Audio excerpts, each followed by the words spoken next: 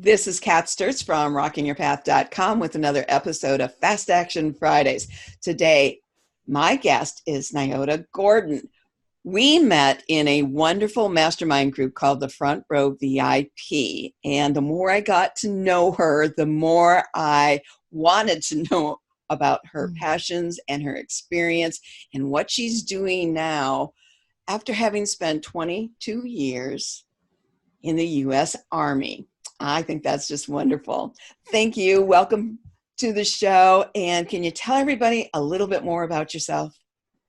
Thank you. Thank you, Kat, for having me. I really appreciate you. Like Kat said, I am Nyota Gordon. I served 22 years in the military. I started out as a paralegal, and I ended up being a signal officer. What is a signal officer? We do IT, so all of your connections, all of your IT, all of your, you can't talk without signal. So that's what I did for the military. I can't believe it now. I got out at the end of December of 2015. So I can't even believe that I've been out this long. But what am I doing now? I am an adaptability coach and leadership strategist. One of the main things that I learned in the military is how to be adaptable.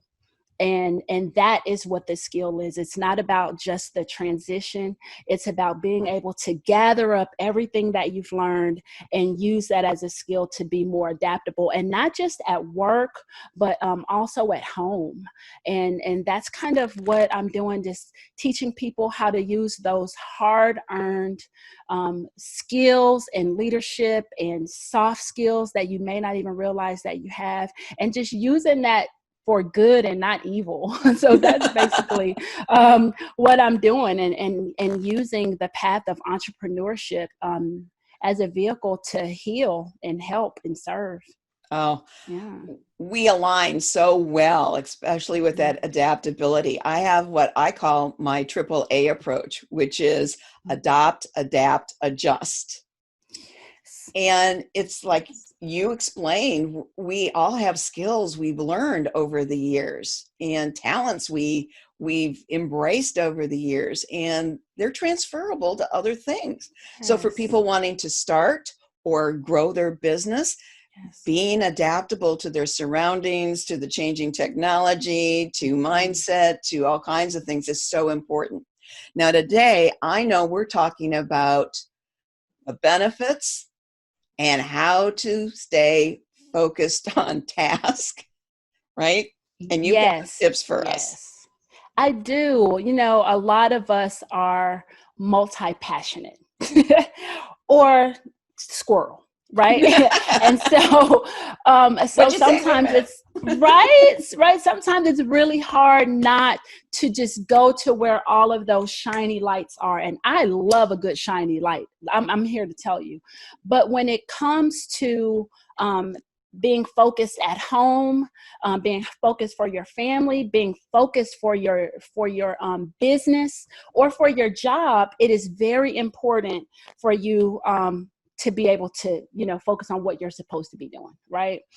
And one of the things that we always talk about, we hear it in the media, we hear it on social media, we hear it all over the place about time management. Time management this, time management tips on this. But what I found is that we can't manage time. We can only manage ourselves, right? Mm-hmm. So it's not about time management, it's about self-management. And what does that look like? Yeah. Right? So what does that look like? What do you tell people and help people understand and do? One of the things I have people do is delegate everything that you can, right? I mean, and that's one of the skills that I learned in the military, but I didn't know that it was a skill because we always have higher rank and lower rank. You always have people to your left and your right that you can hand things off to. And once I got out of the military, I didn't have that system in place. And I felt the weight of that.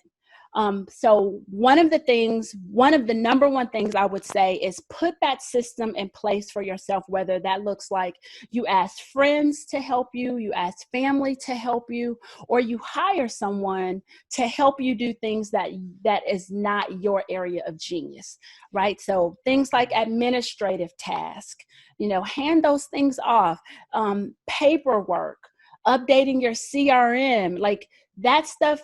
We love to get caught up in that minutia, so we're not focusing on the work. And so I would say the number one thing is to delegate.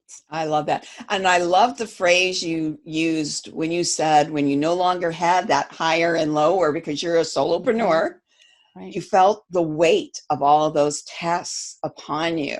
Yes. And delegating is not easy for everyone. And we use a lot of excuses about why we can't do it. They can't do it. I can't afford it. Sometimes is a big one for a lot of people who are in business. And sometimes it comes down to you really can't afford not to if you really want to grow and spend your time on revenue producing activities, not busy work, right? You better preach, Kat. You better get on here and preach. Because it's so, we're like, there's busy work, and then there's productive work, and there's paid work. And we get caught up in the busy, and we're like, I've been doing all of these things, and you look up and you don't have any money for all of this time you've been spending. Yeah, I've got no income coming in. Do you have your offers out there? I'm still working on the logo for my website, and I expect to have it done in 6 months. It's like, okay. You don't need a website, No. for what, if you know somebody that's got a service, there are ways to do it without all of these things, which are excuses. Would you agree with that? That a lot of those are the best excuses. And what we don't do, and I don't usually focus on what we don't do, but what we can do. But what we don't do is gift ourselves with the grace to grow. Gift ourselves with the grace to actually achieve and have what we say we want. Oh, what a lovely phrase. Yeah. Say that again. I want everybody to get that. Well, I dab my eyes because I've got a runny eye today. So tell us about that gift again. Yeah, we don't gift ourselves with the grace to progress. We don't gift ourselves with the grace to grow. We don't gift ourselves with the grace to have what we say that we want. And I just think we should do that. You said you wanted your own business, right? You said that you wanted a family. You said that you wanted this job, but then you do everything you can not to have it and keep it and hold it and appreciate it. So would you agree that some people mistake holding back out of the thought that they're being humble and modest, when really they're holding back what could help someone else? So they're holding back their gift. Would you agree with that? I definitely agree with that. It's so easy to be like, oh, I don't want anyone to say that I'm doing too much, right? Because that's the thing that, a phrase that I use. Oh, I'm doing too much. Oh, I don't want them to feel like I'm trying to make them feel small. But what you're doing is making yourself feel small. And if we don't show up as big as we can, if we can't help and serve as many people as we can, then you're missing the people that really need you. There's people that need Kat. Like if Kat wasn't doing and stepping into her genius to interview, like, look how she's just pulling this stuff out of me, right? Like, and it's so effortless because that is her area of genius. She's not asking me questions or leading me into the questions because she doesn't want me to feel uncomfortable. No, I'm only comfortable because Kat is being Kat all the way. Oh, thank you for that. And what we're talking about, and we didn't pre-plan this, but what you're talking about is that hidden barrier that Gay Hendricks in The Big Leap talks about, the fear of outshining someone else. Right. And that was a big one for me because I can look back in my past experiences where I was punished, for outshining, or someone's perceived outshining of someone else, or whatever. So we don't want to do that. All right. Do you have more tips for us about staying focused? How do we do that besides delegating? Here we go. Time blocks. And I know you may have heard about this before, but sometimes what we do is we'll set up a time block, but we don't honor the time block. I'm guilty sometimes. Oh my God. So if you treat your time block like a friend, right? You wouldn't stand up your friend, you wouldn't stand up a person you love. So don't stand up your time block, right? So a lot of people say, okay, I have this time block, but what am I supposed to be doing in this time block? And some people call these golden hours. They call this focus time. You can call it a big hug. You can call it whatever you want. But what I want you to do is honor the block of time. Okay. And it's a skill. So don't take that for granted. Don't think that this isn't something to be taken lightly. And it takes time to build, but if you want to do it, you can. You want to do it, you can. So I would start off, if you're already doing like, they call it tomato or 20 minutes on. I say it wrong. Pomodoro. So they call them Pomodoros, and some people start off with 25-minute blocks. But this is how I would suggest that they climb: 30 minutes, 60 minutes, 90 minutes. Oh, really? And that in much? Between 90 minutes. And it's a skill. So you want to give yourself the grace to grow there. But in between each of those blocks, then you take a break. And the break is also important. This isn't a time to get on your phone or get on social media at all. So this is a time where you may go for a short walk. You may get you a little snack. You may walk your dog. You may look at a magazine. But this may be a time that you take the time to meditate, right? But so the block of work time and the block of break time is equally as important. So we're giving our brain a break, and our senses a switch of environment, so to speak. Absolutely.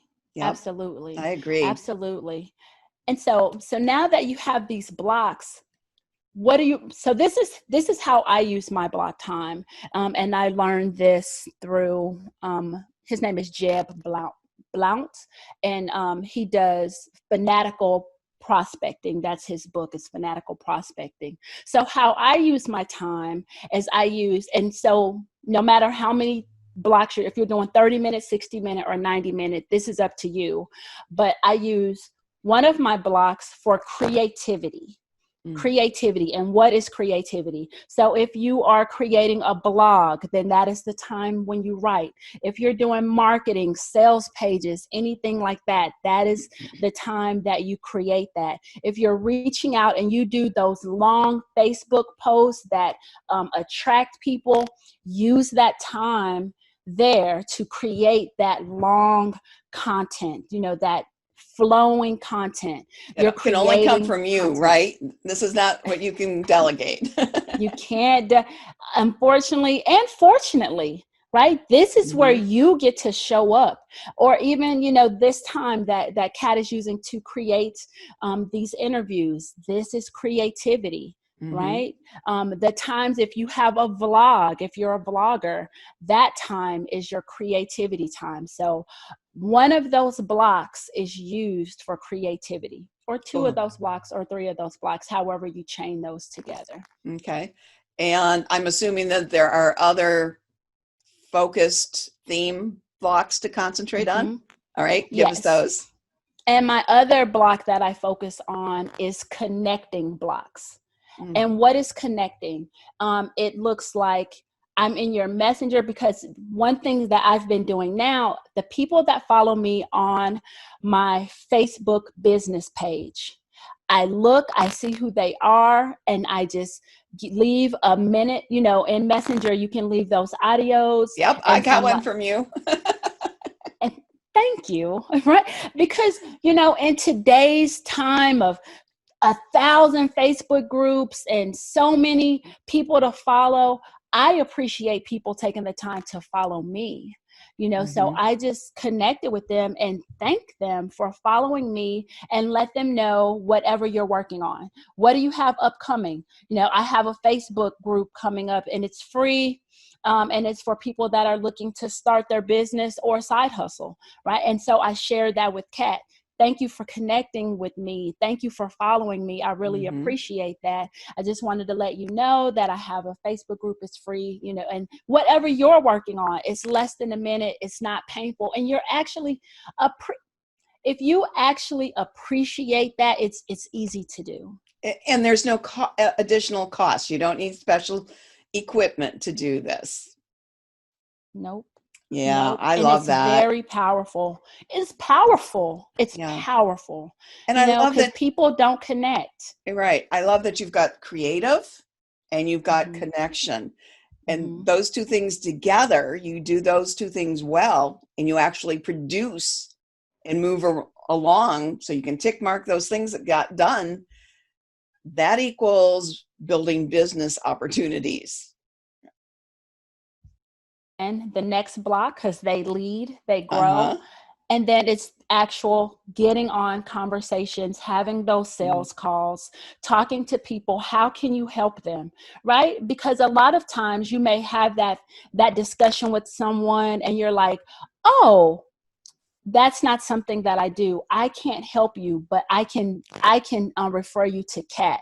She can serve you in this space. And you use that opportunity to connect, be able to make a sale if that's, if it's a good fit. And that's important, Mm-hmm. if it's a good fit. And if it's not a good fit, you've been doing this connecting. So you already know who to connect them with that can help them. Yeah. And that is powerful.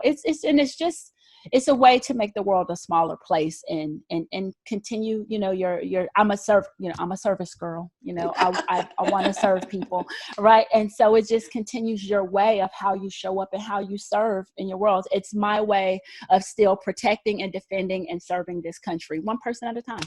Yeah, absolutely. An image came into mind. I mean, we are recording this in towards the end of July, but the image that came to mind was from Miracle on 34th Street when Kris Kringle knew that Macy's didn't have a toy that the mom was looking for the little boy, and he sent them to the other store down the street. Yes. And at first, everybody in Macy's was all up in arms about that, but it just brought them more business and more good word of mouth. And this is what I hear from you, and I do the same thing. I don't feel my services are a good fit for everybody, Right. but I love to point them in the right direction to somebody I know who delivers quality programs or services that I'm comfortable recommending and sending them business. It's a circle, marketing isn't a set size pie, and the more you do it, the slices get smaller and smaller and smaller. Right. I believe we build a bigger pie together. Right. It's almost like it turns into a magic pie. Yeah. It's like you're serving up this pie, and you go back to the pie, and there's still more pie. Yep. Like I don't like this pie. So it really, and it's just, and like I'm saying, like if it's your goal to help and to serve and to educate, and you come from that place, it's easy if you let it be. Such important information. A lot of us think it. We don't always do it as well as we should, but it's something to keep improving upon. I wanted to ask you, I know the thing that my number one tool in business to help me stay focused is a simple kitchen timer. Mm-hmm. So even for our interview today, I have one counting up for us, and I will set it several times during the day, especially if I'm feeling flighty or, really wanting to go down a bright shiny object or find a squirrel to chase, because there's just something scary about working on what I should be working on. So even setting a timer just for 5 minutes, just to do that first step in, really helps me. Is that something that you recommend, or do you have another suggestion or an additional suggestion? I had to look to see if I have mine, because I too have a kitchen timer, the one that you spin, that old one that you actually cook with. That one. I have that one, right? And so I use that timer, and I know this is everyone says that turn off your phone. The main thing that I found here lately is turn off your FaceTime. Turn that off, because it just takes away your whole screen right in the middle of you working. So those things have been very important to me. I haven't always been at 90 minutes, right? I started off at 10 minutes because I am, I like all the things, right? And I want to, in my head, I'm an amazing multitasker. Stop it. You're not a good multitasker, and you don't have to be. Right. And that's the part. You don't have to be. And so for me, it's to turn off all of that connectivity and set a timer. One thing I learned early on and was preached to me is I can do anything I want. I just can't do it all at the same time. Yes. So final tip or reminder for people watching today. I know y'all think it's going to be about time and containers, but it's not. The biggest lesson that I've learned in my 46 years of living, that it's not about me. And once I learned that, it's not about me, or that Facebook post that someone posted is not about me. This person not calling me back or returning my text is not about me. People have their own lives. They have their own issues. They have their own thing. And it's just my job to love people where they are and continue to serve them how I can. And that is what it's about. That's so important, so lovely, and so meaningful and doable. It's not always easy, because we're humans. We have emotions, right. And we have triggers. And yes. But the more you can remember, especially in business and marketing our services and products, you have to remember who you're doing it for. You're doing it for yourself. Yep. And you're doing it for other people. All right. Well, thank you so much. I love having you on. We will definitely be a repeat guest sometime. I just know that. And for those watching this, either on the blog post or on YouTube or wherever you may be seeing or listening to this, there will be information and links to Nyota's information. Go check her out, get hooked up with her, have a conversation with her, and let her help you with what you're trying to improve or start in your business and life. Thanks so much for being here today. Thank you so much for having me. It is my complete honor. Thank you for the opportunity. Well, this is Kat Sturtz closing another episode of Fast Action Fridays. Remember to join me next week when I have another great guest. Until then, remember to keep rocking your unique path to success. Bye.